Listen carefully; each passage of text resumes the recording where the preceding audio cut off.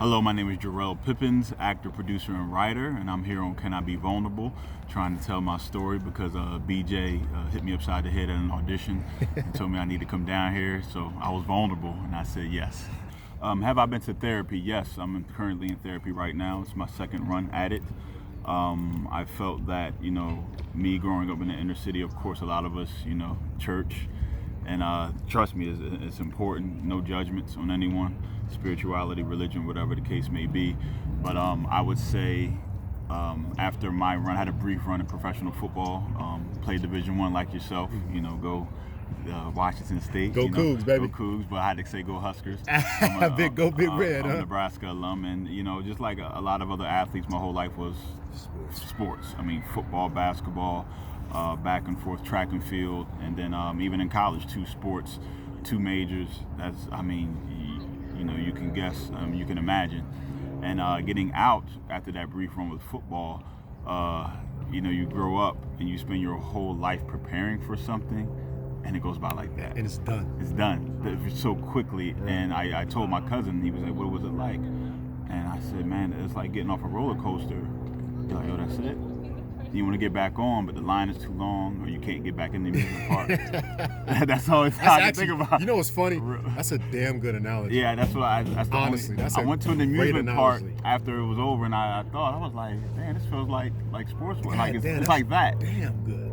You spend your whole life, and it happens. It's like 5 minutes, and all of a sudden you get out, and you have to prep for something you've never been prepped for. Because I would say, for a lot of us, especially black men, the minute you have a triple-double at an AAU game, at a rec center. Right. The minute you run a fast 100 when you're young, the minute you score 3 touchdowns, the first thing everyone says is NFL, Olympics, NBA. They put that expectation on you. I got told after my first Pop Warner football game, I hardly know how to put on a chin pad, maybe like 15 tackles, and my coach said, "You're going to play defensive back in the NFL.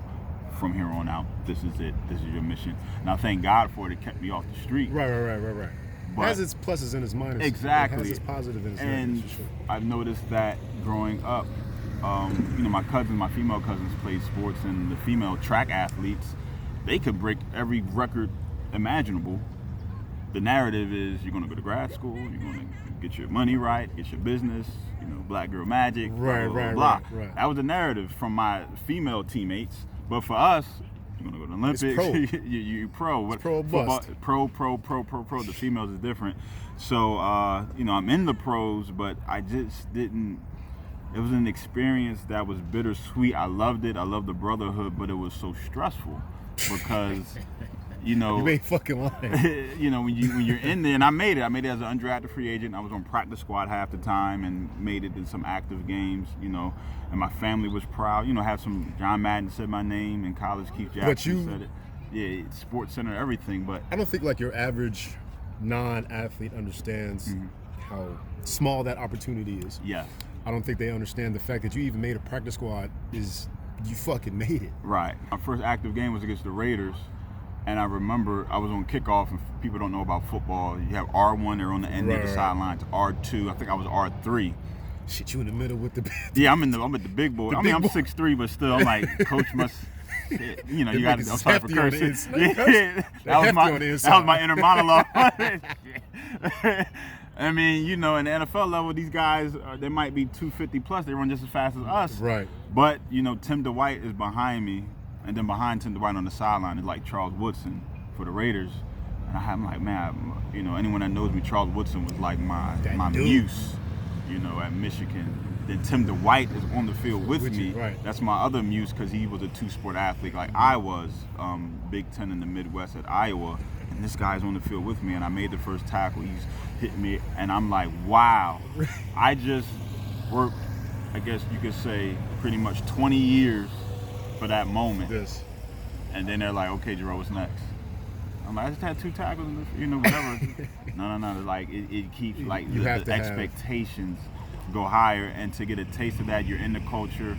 You're in, but you're not in because there's a huge difference in the NBA and NFL from talking to NBA friends, Major League Baseball friends, training alongside minor league baseball players. there's a hierarchy in sports just like there is in the real world. Oh, yeah. There's your upper class and your middle class. You know, LaDainian Thomas in upper class. You get your first rounders. Yeah, You Drew get your Brees. Hall of Famers. You get those guys. They're gonna do what they're gonna do. But as an undrafted free agent, it's like you cannot even breathe wrong. right. And in hindsight, I probably tried too hard not to make a mistake with it. I was just so like, I'm here, and all of a sudden, Uptight. Exactly. Like maybe 2 years later, practice squad, active squad cut, practice squad cut. I'm sleeping on couches, floors, Right. in my truck at the time. I'm like, this is not the NFL that I saw on Sports It's Center. not the shit they was telling me about Right. when I was a kid, right? So for the people with vulnerability, especially for us from humble beginnings, you go back around the way. Me being from Philly at the time, I think, coming off the backdrop of Allen Iverson and Donovan McNabb, they look at you the same way. You're in AI's lane, right? Right. You're in McNabb. I'm like, no. But they're not understanding because hierarchy. all I see is that, and you like illuminate. You go to a cookout, you can see people looking like, Yeah. yo, hey, it's not, and you can't sit there and explain at a cookout the politics. It's pressure. So when you get out into the real world, I mean, I literally had it. I got out, I was done in the middle of the recession, and I mean, doctors and lawyers were trying to find jobs. I had employers like, "What are you doing here?